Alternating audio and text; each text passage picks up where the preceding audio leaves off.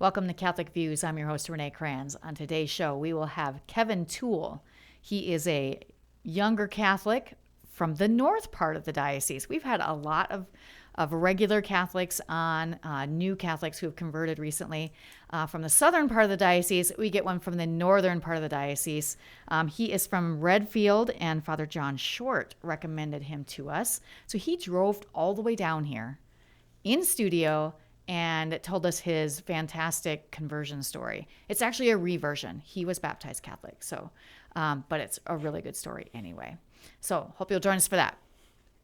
First, I'm going to do the long pause. First, we have Biblical Bites with Dr. B. I'm done. Thank you. Folks, you have to go back and listen to last week's Biblical Bites if you want to understand what that was about. I mentioned in last week's installment of Biblical Bites with Dr. B, we didn't focus on the gospel, but I alluded to it. So last week's gospel was about the healing of the woman with the hemorrhage and Jairus' daughter, or really just two sort of narratives or healing narratives, one sandwiched inside the other. Because Jairus shows up, would you come heal my daughter? She's sick. Then you hear the healing with the woman with the hemorrhage, and then we go back to Jairus and his daughter who died, and Jesus raised her from the dead. The Sunday before, 2 weeks ago, we had the calming of the storm. And in that installment of Biblical Bites, I emphasized Jesus' power because he's God. And last week, we see that power manifested, exercised in these two healing narratives. Okay. This Sunday, we get Jesus going back home.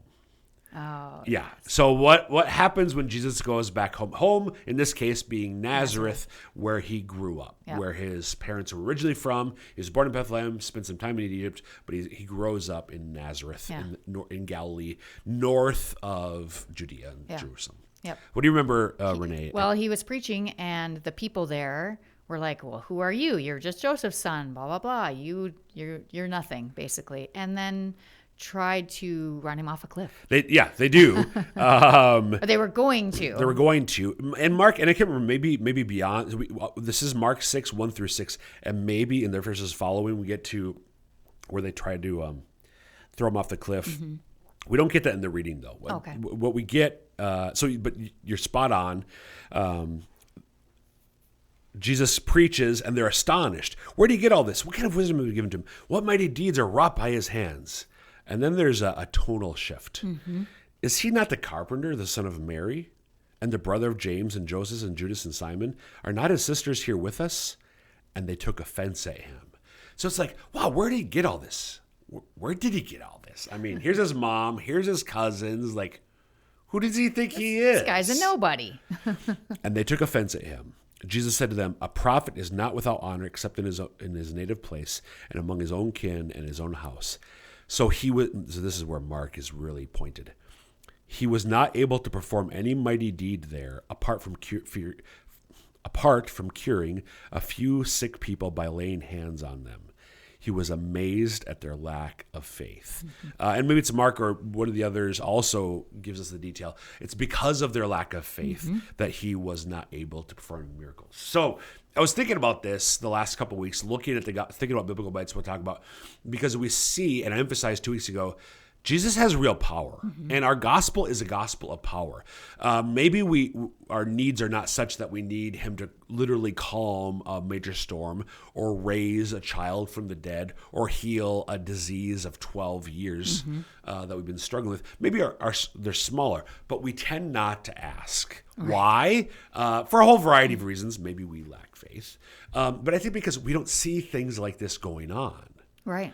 We don't see signs and wonders on a regular basis. And that's where, why don't we?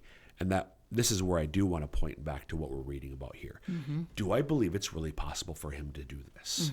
I think we all have our own reasons why maybe we question or even really doubt, at least secretly, Jesus' power to heal. I tend to, this won't be a surprise to anybody who knows me at all, I tend to my temptation is to make our faith about ideas, a philosophy. And it is that, but it's much, much more than Yeah. that. Other people might be tempted to reduce it to some nice pious prayers or devotionals that you. Others, it might be a moral code. And it is all these things. Right.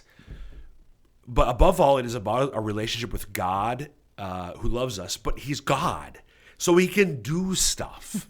So we need to, as his children, ask boldly and trust him. Yeah. Both those things. Yes. Ask boldly and trust and leave the rest up to him. Yeah, he still does miracles. Amen. Yeah. Thanks, Dr. B. You bet.